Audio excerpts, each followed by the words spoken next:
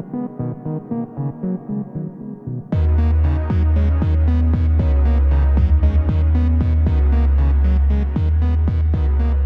Andrew. Rosenberg, we will have you get started. Okay, so my name is Andrew Rosenberg. I'm an attorney in Racine, Wisconsin. I practice a wide areas of law, business law primarily, a lot of estate planning, and then some real estate transfers too. And usually all those areas wind up being interrelated. Usually a business may own a piece of real estate or be renting from one.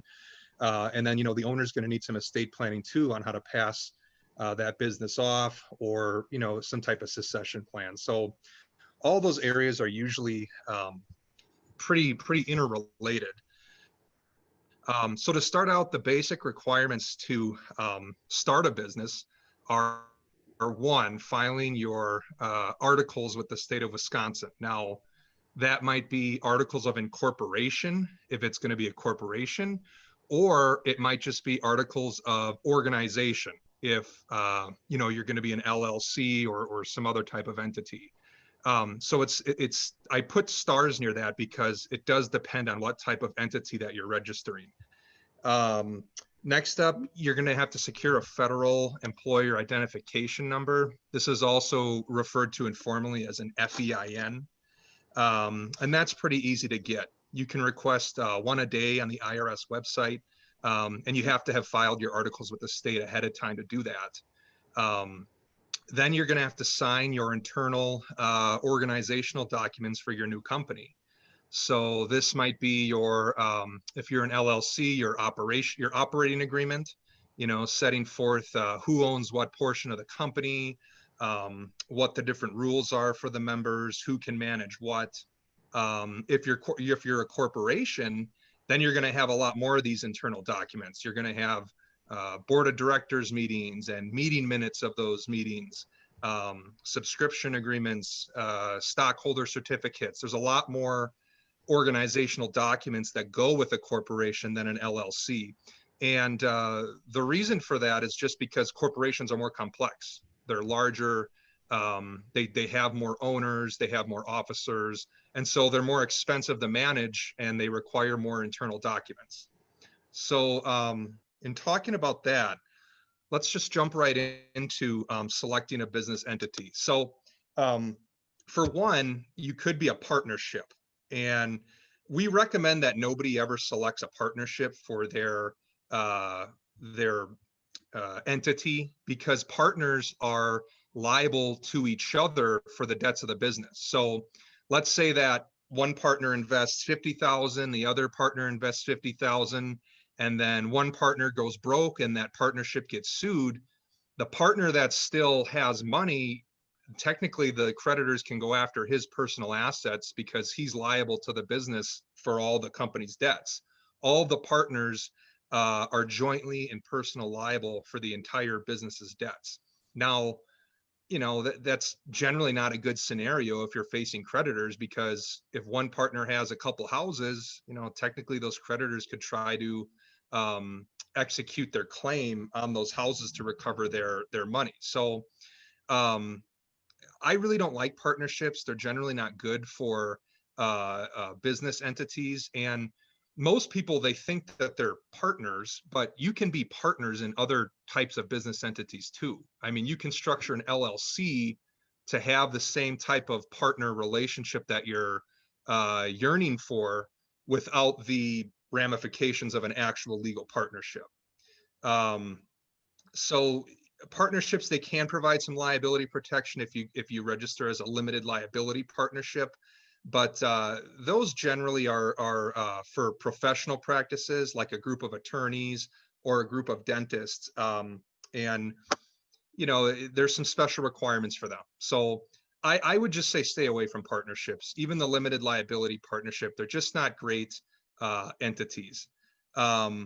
Each partner also has significant power over the business. So, if you look to that last bullet point there on under partnerships, it can create gridlock issues if the partners ever have a disagreement, and especially if you don't have some type of private contract or agreement to the contrary. to settle those issues if there's ever gridlock. Next, we'll talk about sole proprietorships. And generally, these are non-desirable entities either. You don't have to do anything to set these up. You're just taxed under your standard income taxes as the owner, and you get no liability protection at all from creditors. It's typically for your traditional mom and pop type shops, you know, where just mom and dad opened a business back in the day, they didn't register anything, and they also get no liability protection. So getting back into liability protection in general, what you're trying to do here is insulate your company from claims of creditors, so that if the business has something that goes wrong and it gets sued, those creditors are not going after your personal assets to recover their debts. So, for example, if you're a sole proprietorship and you're just running this business, you don't have any liability protection through a corporation or through an LLC, technically, the business is seen as it's all you, and they could go after your house, your car, your personal assets to satisfy business debts. So that's why we try to avoid partnerships and sole proprietorships generally, because they're just not very advantageous. Now, getting into LLCs, which are called limited liability companies, they're much more flexible and much stronger for a business entity. They're great for startups. They can allow multiple partners, if you want to call it, and they're really just members. And it gives you the same liability protection as a full-on corporation, where essentially the debts of the business belong to the business, not the owners. So if you were to get sued, the creditors could, you know, if they win the case, they'd run through your business assets, but they wouldn't be able to touch your house. They wouldn't be able to touch your savings account or retirement plan. I really like LLCs. They're very cheap to start up. They don't require as much yearly management and housekeeping as a corporation does. For example, LLCs don't have board of director meetings. You don't need to record meeting minutes every year for the board of directors. They can also file as an S-Corp. An LLC can file as an S-Corp, and that allows them to be taxed as a corporation. And you'd want to refer to your, you know, business accountant for what the, you know, best arrangement for that would be. But some examples of if you file as an S-Corp would be, you can separate, you know, distributions to the owners from your payroll taxes, and that can allow you to save a little money on taxes, you know, when you structure your salary versus if you're going to take a bonus at the end of the year. And so, again, electing S-Corp status just gives you the benefits, the tax benefits that corporations get. You know, and you might be able to write off like a meal plan or take some other type of, you know, a corporate tax scheme in saving money that way. Now, remember, in an LLC, you don't own stock. There's no such thing as a stockholder in an LLC. Instead, you're a member and you have a membership percentage, and all that is flexibly controlled within your operating agreement. That's one of those, and that's the main internal document for an LLC that I talked about before that you have to have. Now, in that operating agreement, you can make one member, you know, the 51% owner, and other members can be minor owners. But generally, you know, an LLC allows a lot more flexibility. You could have a member who just is a 10% owner. Maybe they don't even have any decision-making power in the LLC, but their entire ownership, like I talked about before, that's just a little more, you're a little more bound to your other partners in sharing profits and losses. Let's see here. Again, it's a great flexible option for startups. That's one of the reasons I like it. It only costs $130 to file your articles with the state and get your LLC up and running. Just a sec. Can everyone hear me, by the way? Is my audio coming through okay? Okay, good. Next, let's talk about corporations, and I'll probably go back to referencing partnerships and LLCs throughout this talk. But a corporation, it basically provides the same liability protections for owners as an LLC, but it's for an overall larger organization. You know, if you have a corporation, you have to have a board of directors. You know, you may want to have officers. You can eventually sell stock on the public market if you're a corporation. And so that can all be, you know, very helpful if you're a large, robust company. But if you're a startup, it might make more sense to begin as an LLC. If you start as an LLC, you can always change to a corporation later. You know, you'd have to contact an attorney and go through the process of drafting the legal documents necessary to do that. But technically, it's not like you're bound to an LLC if you choose one right away. I just think it's the best option for a startup. If you grow to a level where you have many employees, or you want to bring on more investors, or you want a more complex tax scheme, we can always change it to a corporation at a different date. One thing about corporations is that if you're ever going to operate a nonprofit business, which would be, you know, you have a charitable cause of some sort, like education or science. You know, a lot of these dog adoption places are nonprofits. That is still a corporation. And even though you're a nonprofit, you still have to obey the corporate formalities with board of director meetings and you know, your bylaws and having all that stuff together. Now, like I said, because corporations have more internal documents to them and more annual updating requirements, they are more expensive to start. You know, you might spend, I'm just going to throw some numbers out there. You might spend $1,500 to $2,000 to start a basic corporation, where an LLC, you might end up paying $400 to start that. So it's just cheaper to do an LLC.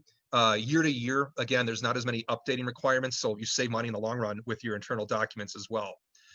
Now, one thing to note about corporations, were you going to say something? I was just going to ask a question, but finish that comment. So one thing with corporations is that you want to remember to keep all of these documents in your corporate minute book. Now, that's like a bound book where you'll insert every year that you do a new board of directors meeting. You'll insert the meeting minutes in there, or you'll insert new stock certificates if you add new stockholders to the company, and that will all be kept within your corporate minute book.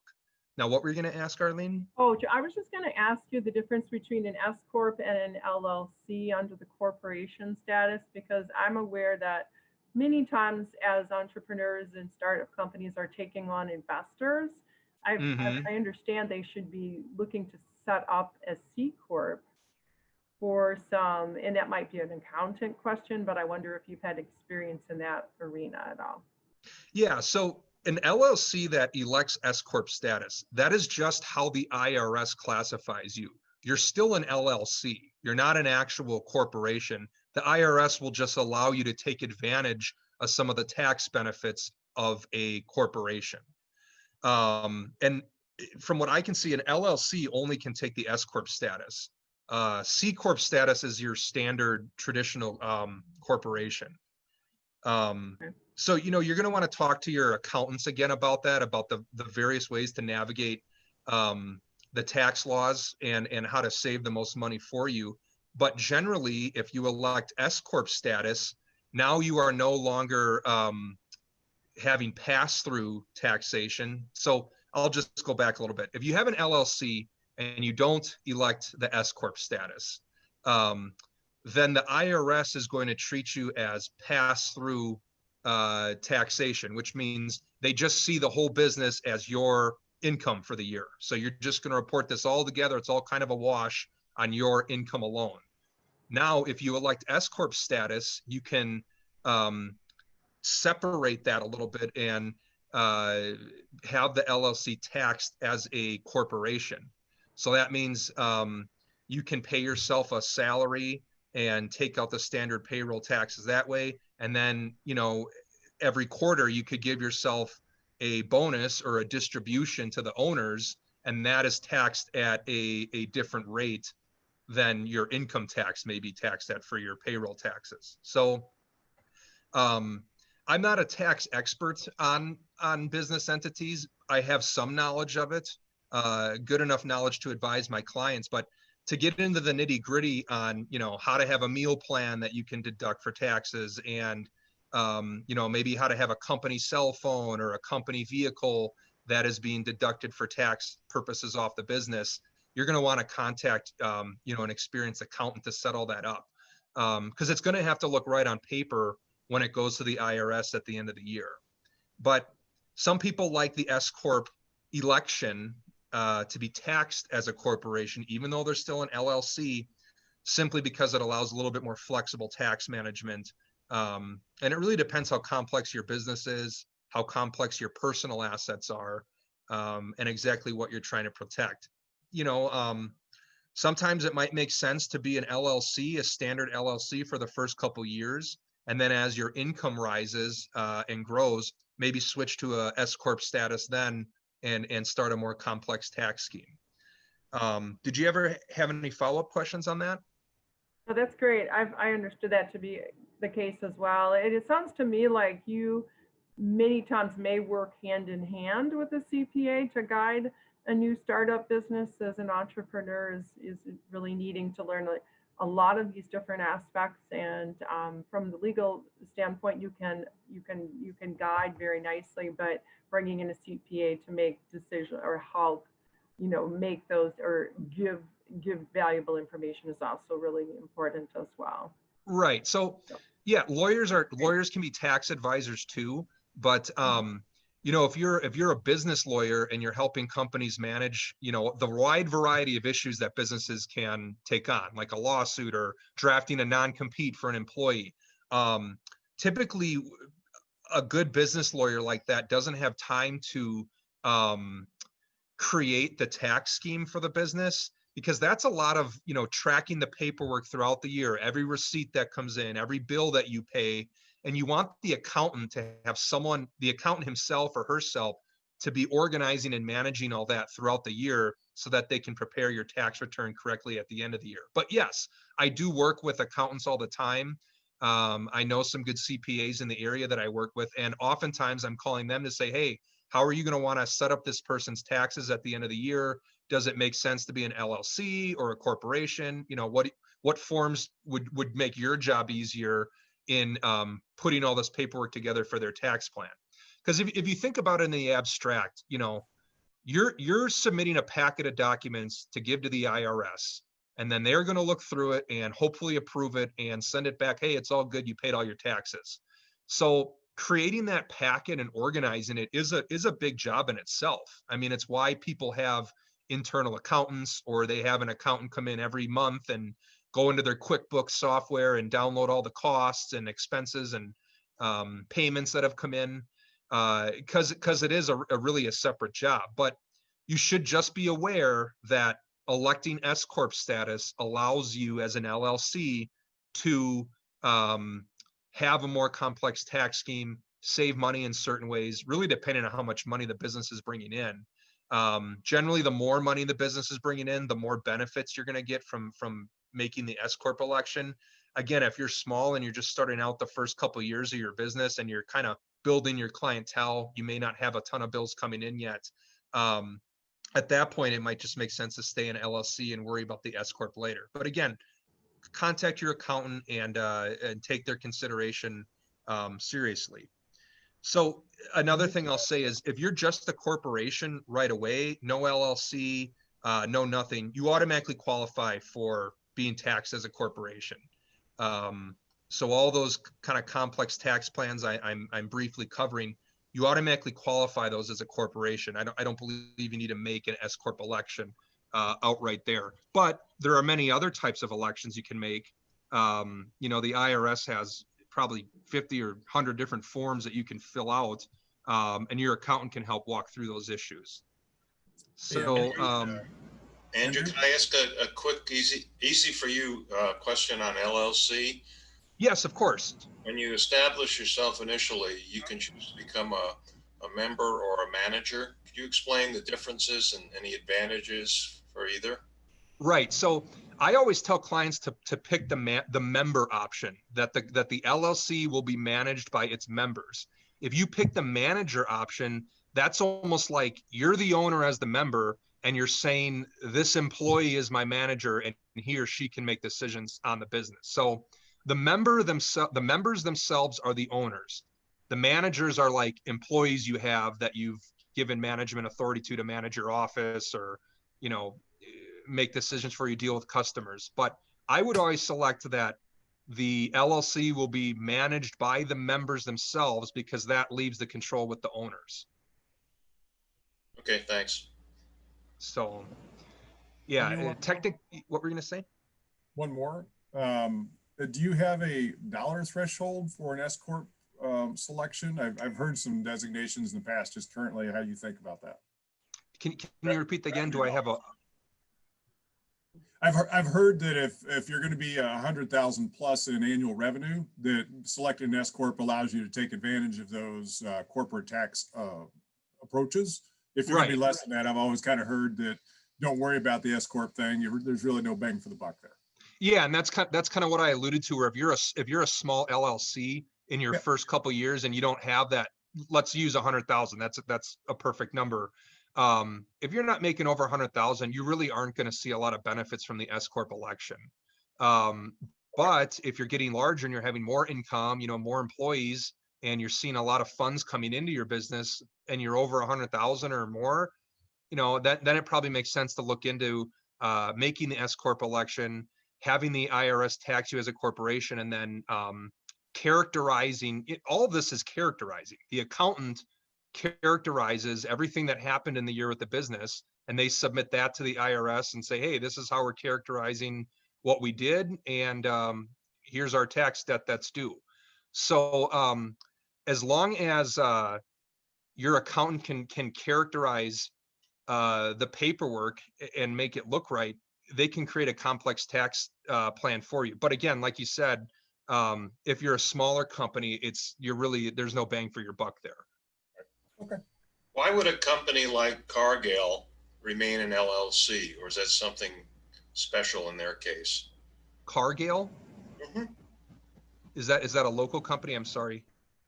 No, it's a $1.5 trillion company. It's one of the largest family-owned companies in the country. Oh, that's it. I'm sorry. Well, and what exactly do they do? They make chemicals, and they're probably in all sorts of things, but they're let's see.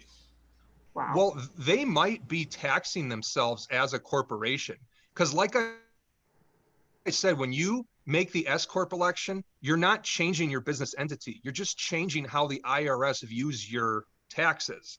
So their name would still stay LLC if they started as an LLC, never changed it, but just have been doing a corporate tax scheme with their accountant, is basically why I think they're probably still an LLC.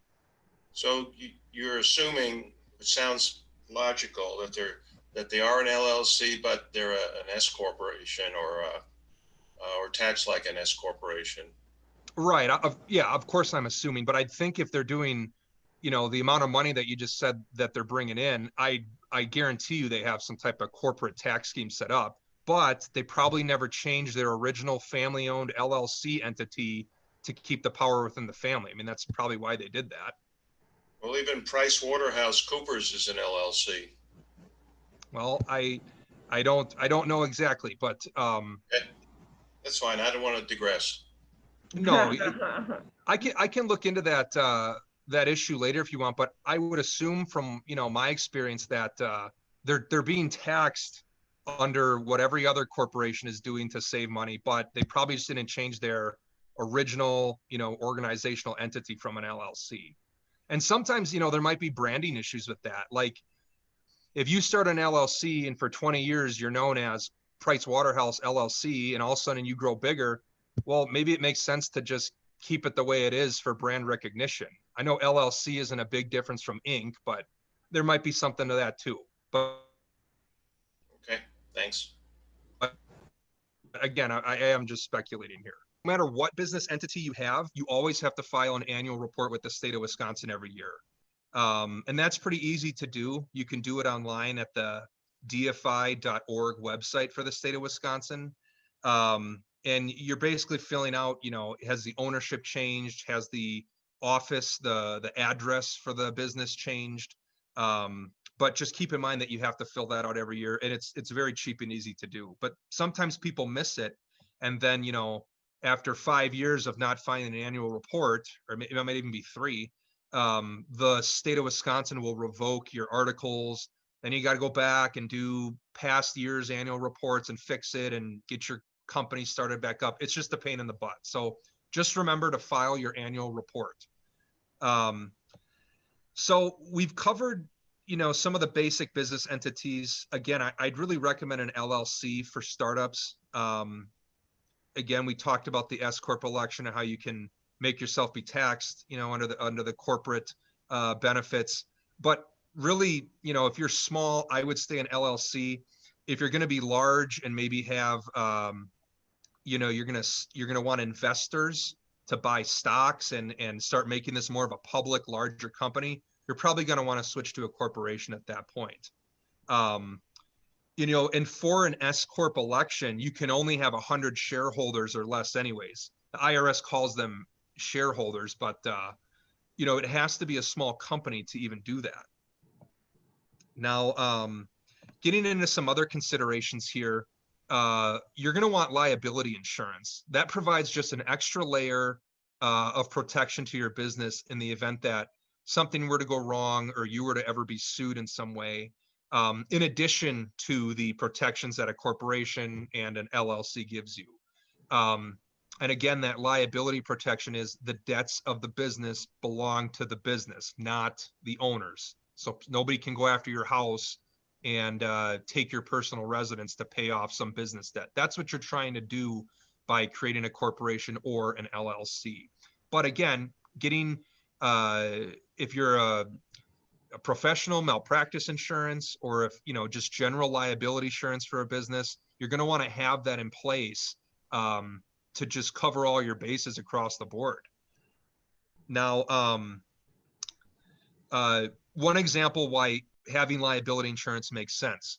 Like I said, when you're a corporation, you have that protection. They can't go after the stockholders to pay off the debts of the corporation. But if you fail to keep up the corporate formalities, meaning you hired an attorney, you started your corporation, you got all the beginning organizational documents, but then later on, you just forget to update your yearly board of directors meeting minutes. You don't file your annual report. You never really do anything else with it besides what you started up on day one.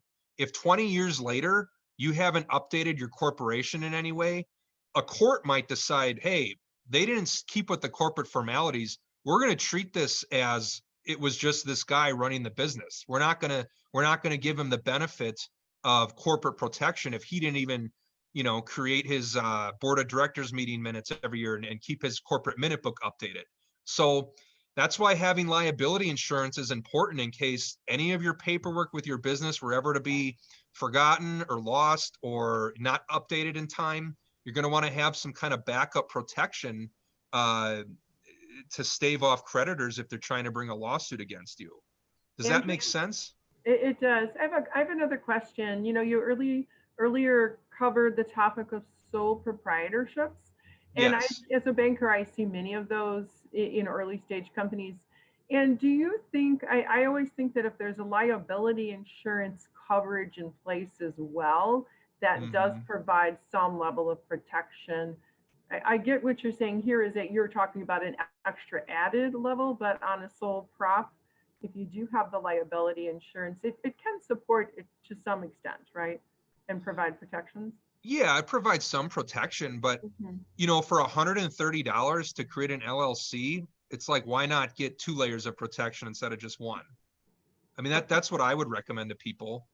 And, with that LLC, you're flexible for the future. 5 years from now, you could do the S-Corp election. You can talk to your accountant or add members, remove members. It's just better than, I'm just, John Doe running my cake shop and I have liability insurance. It's just, if you're going to have ambitions for yourself and be a business that grows, you're going to want to set it up right. And I wouldn't recommend using a sole proprietorship, but yes, in the event that somebody does, liability insurance does provide some protection. Sure, because you see that often. The other comment I would make too is that if you apply for a loan and you haven't updated your annual report and you haven't renewed it, we will pick up on that immediately, Mm-hmm. and you won't be able to fund the loan unless that's complete. So that's another checkpoint. But not everybody borrows either. Yeah, So and that's good information. That's an example where updating your annual report is important for finances with your bank. But again, if someone sues you and the court and the judge looks at your corporation and you haven't done anything with it for the past 5 to 10 years, you just have your documents you created on day one, there's a chance that he might pierce the corporate veil, it's called, and go after the owners directly. So that's why it's important to keep all those documents updated every year. And it's also why corporations are more expensive, because they have more things to update. And if you don't keep them in place, you're kind of wasting your time. So for people who are cost sensitive and trying to start a business, again, an LLC is the best bet across the board. You can do everything that you can do with a corporation. And if you get to a certain size, you can always change to a corporation later. Now, talking about customer contracts, you want to create a fair legal framework to protect you and protect the customer from anything that could go wrong. So I sometimes see businesses and they have their customers sign contracts that really just say, the vendor has all the rights, the business that's doing work for the customer has all the rights, and the customer really doesn't have any recourse. Those really aren't good agreements. And a lot of judges would strike that down in court anyways as being just kind of flatly unfair to the customer. So you should have some language in there that says, the work will be performed according to industry standards, or the services will be performed in a professional, manner. Give the customer some feeling in there that they're going to get what they're paying for. And then you'll also want to have some language in those contracts too that protects you as well. So for example, if you're going to be going into someone's home, you might want to have language in your customer contract that says anything in the home that was damaged by the customer or by their own guests while I was there is not the responsibility of the service provider to pay for. That's kind of a basic general explanation of what you're trying to do, but you want to protect yourself in these customer contracts as well. For a lot of contractors that go into people's houses and install plumbing or electrical or HVAC work, you want to put your notice of lien rights in there, so that in the event that the job goes bad and you want to impose a lien on the property, that your lien rights were in the contract, the customer saw it when they signed it right away.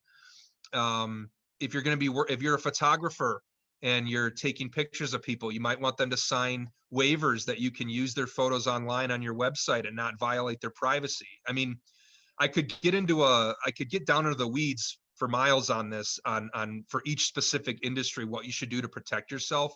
But for the purposes of this talk, just be aware that in your customer contracts, you want to give the customer a sense that they're going to get what they paid for and they're going to be treated fairly, and that you're a professional and you're going to follow all laws and industry standards, ethical standards that are required. And at the same time, put language in there that protects you from maybe their guests at the home or any privacy issues with themselves or children that you might be working with. I mean, it's a complex issue, but that's one thing to pay attention to in your customer contracts. Now with employee contracts, if you have employees, you're going to want to have them sign, a contract as well that describes the scope of their work, what's expected. You could even put in their dress code or other things, other work requirements that they have to follow. And you can put in there, terms for termination too, if they were to violate or take certain actions, ways that they can be terminated as well.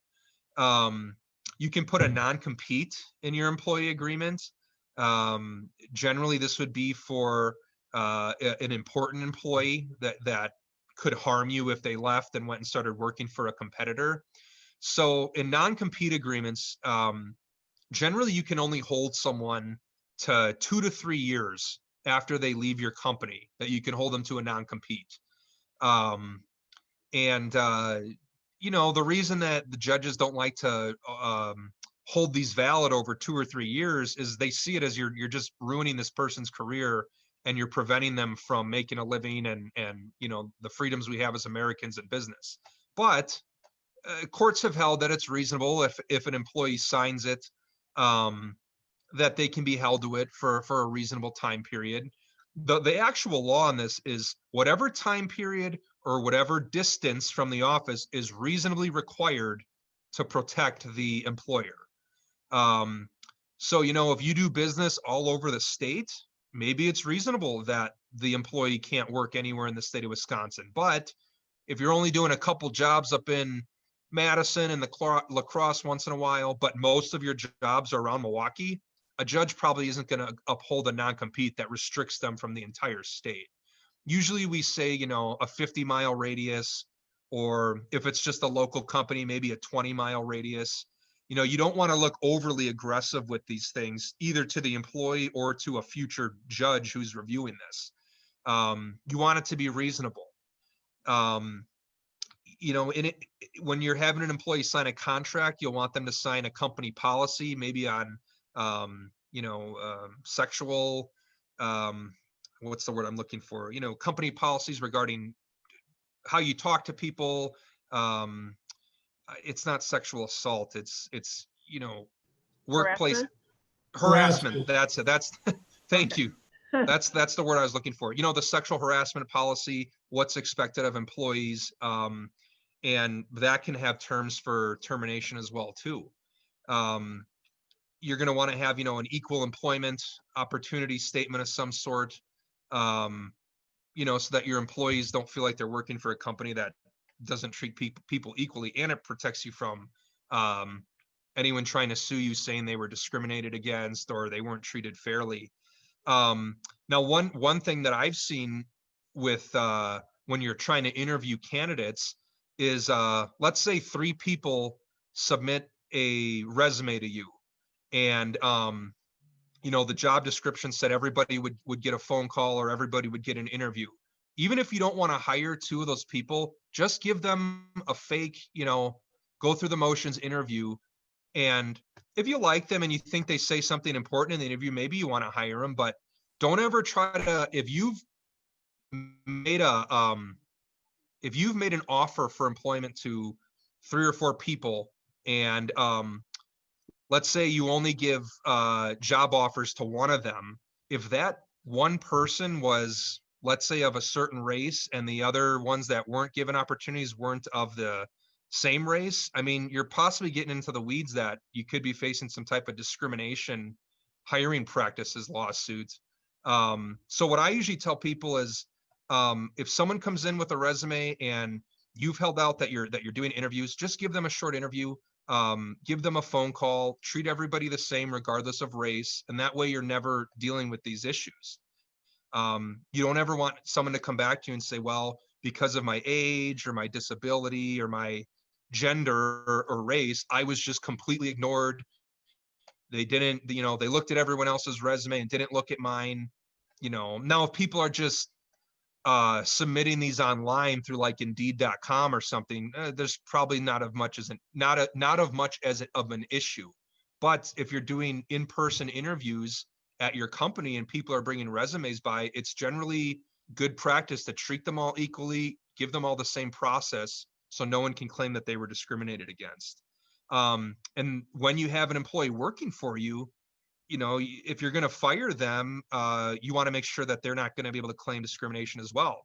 If you know, for example, if you notice the employee's making a lot of mistakes, you know, document those mistakes, write them down, have a log of the reasons over the last couple months why this employee, you know, is breaking their job duties. You know, maybe give them a couple warnings, a couple written warnings, so that if they try to claim on the back end, well, he fired me because I was old, he didn't fire me because, you know, I wasn't doing a good job, you'll have that paper trail to show why you actually fired that person.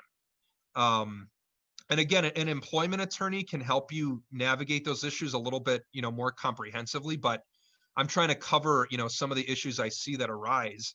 So you always want to be on the lookout for a discrimination case that could be coming your way. It's not a huge issue, but it comes up. I've seen a couple of them this year already. Next I'll talk about independent contractors. And a lot of employers like these because you don't have to pay the employment taxes that you do if they're a regular employee on your payroll. It's nice. I can just give this flat rate price to this independent contractor. He or she walks away. I don't got to worry about employee issues. They can't sue me for discrimination because they're not even my employee. So a lot of people want independent contractors. But what they don't understand is to qualify as an independent contractor, they have to be essentially running their own show, running their own business. You're not controlling them on a day-to-day basis. You're just giving them a job. They control what they do in that job, the style, the way they construct it, or the service that they provide. It's controlled by them, and you're just handing them assignments. That's sort of the relationship it has to be. And generally, the IRS in the state of Wisconsin, to avoid payroll taxes, they want these people to have their own businesses too. So your independent contractors, they might want to have their own LLC, or their own corporation of some sort, so that you're protected and can actually hire them. Because if you just say they're an independent contractor, but you're really directing their work and they don't have their own business records, you're not sending them bills, for the services that they perform for you, and then they're submitting payments back. If you can't show that formalized paper trail that they're running their own business, the IRS will say you owe us, the IRS or Wisconsin will say you owe us taxes on their wages as an employee. So I helped another small company work through that issue earlier last year. And if you have any questions about independent contractors, I can get into a little bit more detail with you on that later. But just be aware that, you can't just say they're an independent contractor and walk away. They have to, create a paper trail and characterize themselves. Again, everything is characterizing who you are and how your business is ran to the government. And as long as you characterize them correctly, everything should be fine. So now talking about business leases, generally every business at some point is gonna be in a lease, whether it's for their storefront or whether they own the building and they're leasing to other tenants. You may be the landlord, you also may be the tenant yourself. Just be aware that commercial tenants have a lot less default rights than residential tenants. If I try to evict a residential tenant right now under COVID-19, there's restrictions in place that I'm not able to do that until December. But a business, I don't think a court would care about evicting them if they're not paying their rent. So, and that's just one little example. Across the board, residential tenants get a lot more second chances and protections from the landlord. Like, they can claim, oh, the landlord never fixed my heated water and this and that. In commercial leases, they get a lot less freedom. So what I'm saying about that is make sure you read your commercial leases and that you don't sign something that your business can't handle or that is unfair to you in any way, because it's going to be hard to get out of it on the back end. I had one tenant or one client in a commercial lease lately, and they wanted to get out of it, and I was struggling to find a way to get them out of that thing until the city pulled their occupancy permit because the landlord hadn't fixed a light or something, and we were able to get out of it because of that, because that's a pretty core portion of a lease that it has to have an occupancy permit. But if it weren't for that, it's tough to just get out of a commercial lease. And that's why you want to make sure they're written correctly and that you're reading through it and understand what you're signing up for. Things in a lease can handle how to get rid of tenants, how to, if you can dispose of their belongings, if you get to keep their belongings, if they leave and they leave desks and chairs in the building, you can stipulate to all that stuff with a lot more freedom than a residential lease. Now, talking about business estate planning, this is important too, especially if you have partners. or other members of your LLC or stockholders, you're going to want to make sure that you have a plan for succession of some of the major owners, because if the company is owned 50% by one owner and he passes away, you would hate for that to ruin the business, because now his estate or his children or his spouse is demanding that you pay out his share of the business and walk away. That could just completely ruin your business. So you want to have a plan in place, and it should be in conjunction with your own personal will. Everyone should have a will on what they want done with their assets when they pass away. But your business should be incorporated into your will, into a concrete plan that works for all the owners. Now, one thing that a lot of people do is they take out life insurance policies on the other owners, and they make the beneficiaries either the opposite owner's himself or his wife, or the opposite owner herself. And then when one owner passes away, the beneficiary has money to buy out their share of the business and pay off the estate. So life insurance is one way that you can make sure you have a chunk of money there in the event of a catastrophe, to help deal with the fact that one business owner is probably out of the picture now. But with a will, and if your partners are in agreement, you guys can make your business estate plan, custom and tailored so that it works out perfectly with you. If everyone gets along, that's the best situation to make, wills that mirror each other and work together.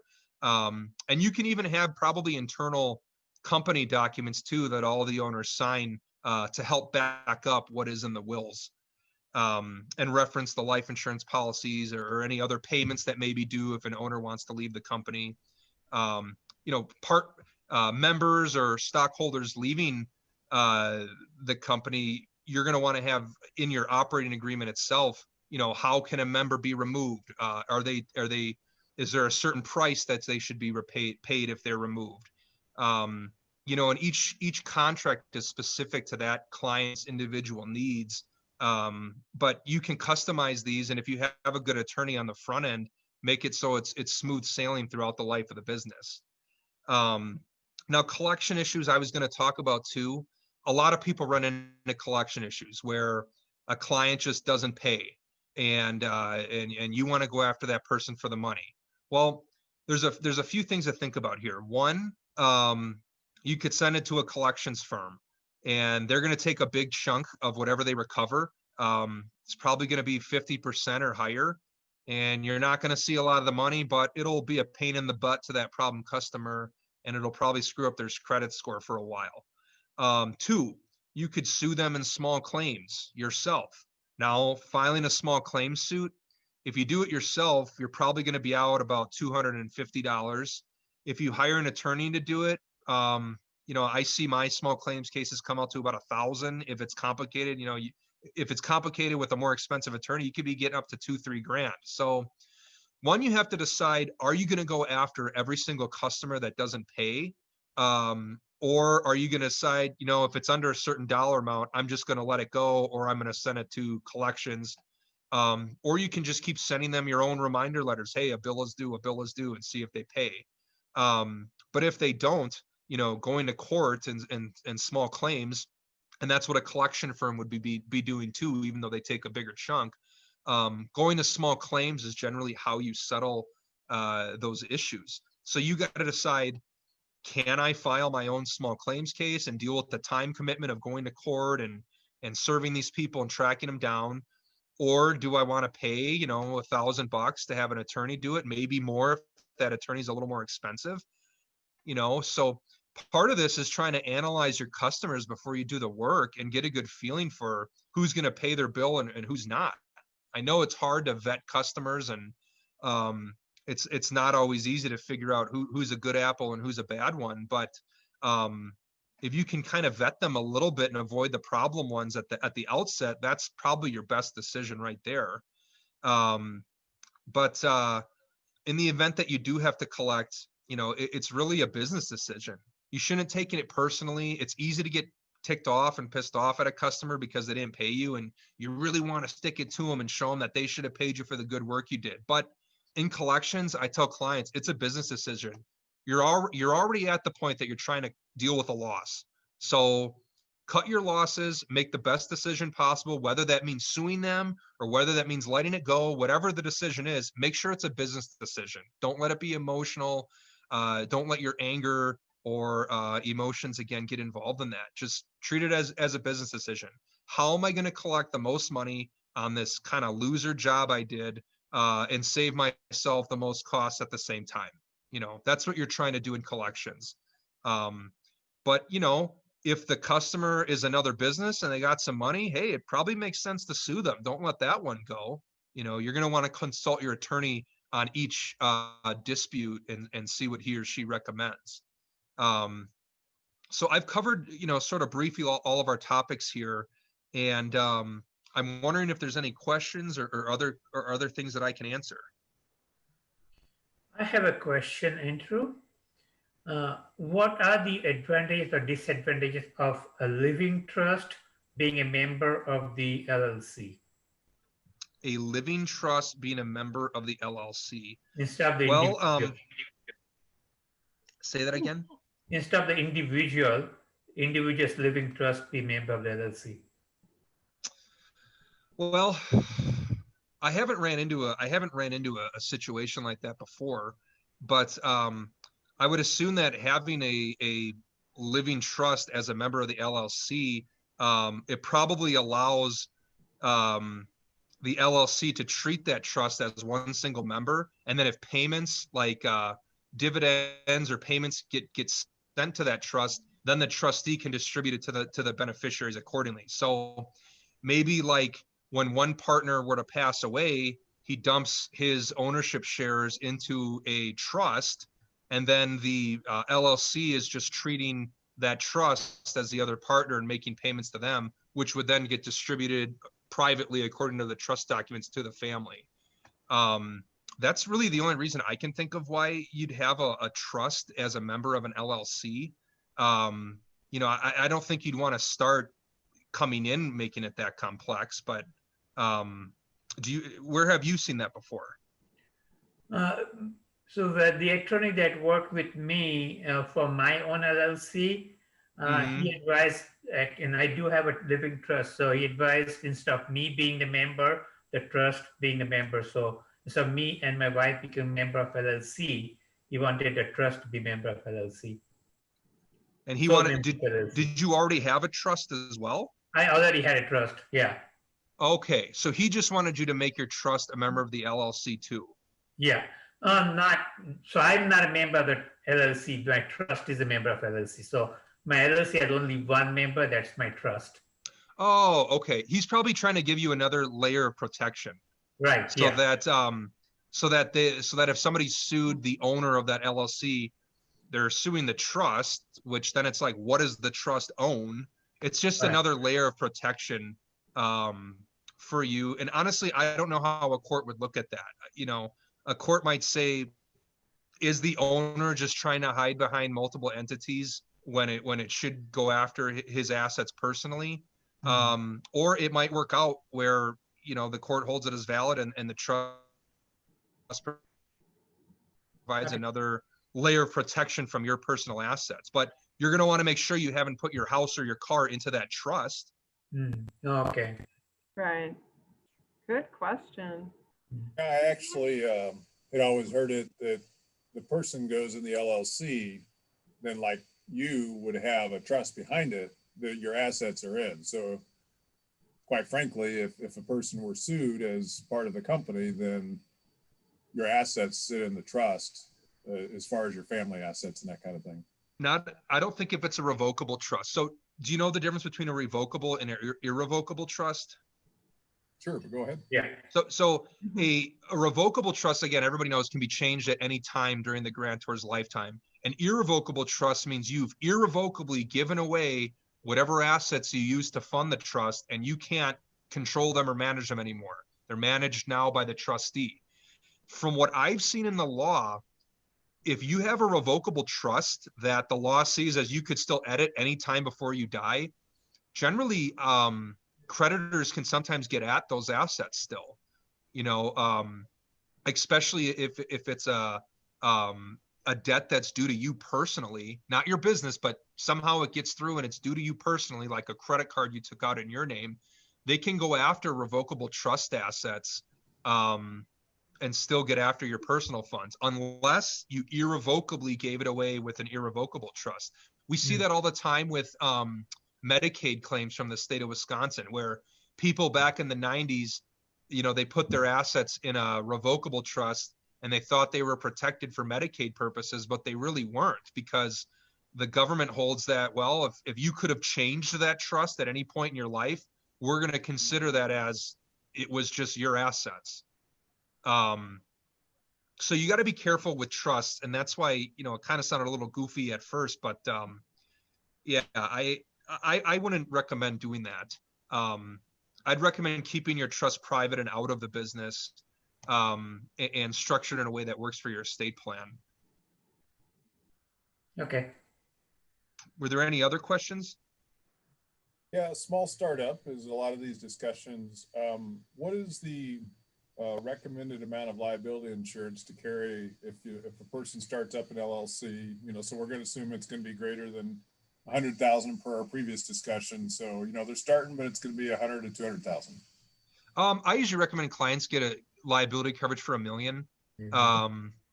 You know, if you can't afford it, maybe go for 500,000 or 750,000, but usually $1 million is pretty standard, especially for contractors. So that's generally what I recommend. But I mean, you can only purchase what your business can afford at the time. If you can only afford a $150,000 or $500,000 policy right now, well, maybe you start with that and then upgrade it later when you have more funds coming in. But $1 million would probably be the safest recommendation for general liability insurance. Great. So, Andrew, do you know, have any? what you're trying to save on that liability insurance is if like somebody slips and falls and gets a personal injury and pain and suffering, those damages can just, it's kind of gray area. It's, you know, the attorneys kind of hash it out. It depends how bad the person is injured and how long they're going to be disabled for. And that's why I recommend $1 million, because those damages can get up there, especially if it's some kind of tragic thing that was your fault. But you generally, you know, you try to create your business so that you avoid these issues, of course. Of course. Are there any more questions? No, I just have one more, Andrew. As your parting comments, do you have any recommendations or suggestions to entrepreneurs that are getting started? Just 3 key things they can think of as they look at launching that business that they would consider as consider in terms of legal considerations. The 3 things they should really think about as they get started. Liability protection, like we talked about with selecting your business entity. Startups, I would just recommend an LLC. I mean, if you don't have a lot of experience and you're just kind of getting your feet wet, start with an LLC. We can always change it or upgrade it later. And we may not have to upgrade it if we just use an S-Corp election or, you know, some other flexible tools that the government has given us. 2, I would say, make sure that you have liability insurance. I think that's probably the next most important thing. And it kind of goes with selecting the right entity, but you don't want to go into business if you don't have insurance to protect yourself. And then 3, I would say, making sure you have good contracts. And that's just across the board. If you're going to have an employee and you want a non-compete, make sure it's a valid non-compete. It's not overly aggressive and it'll actually be honored. If it's a customer, make sure the contract protects you and the customer. And a lease, that's a contract too. Make sure you're not getting screwed by your commercial landlord, because you're not going to have as many rights as a residential tenant if you want to break that lease someday. So that's what I would say, you know, selecting the right entity for liability protection, purchasing good insurance for liability protection, and then making sure your contracts are fair and reasonable. Excellent, excellent. Well, thank you so very much for presenting to Tech Prize Bishops this afternoon, and we're delighted to have you, and thanks everyone for attending, and if there's no other questions, have a great evening, everyone.